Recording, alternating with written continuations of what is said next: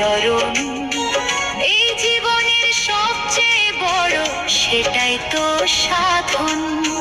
প্রবীর বলে দয়াময় গো রাখো মোরে সাথে, তোমার নামে পার হতে চাই জীবন নদীর ঘাটে।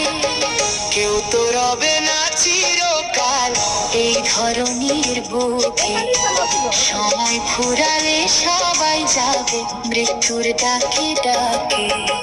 শূন্য হাতে এসে ছড়ে শূন্য হাতে যাবি, মায়ার এই সংসার ছেড়ে একদিন চলে যাবি।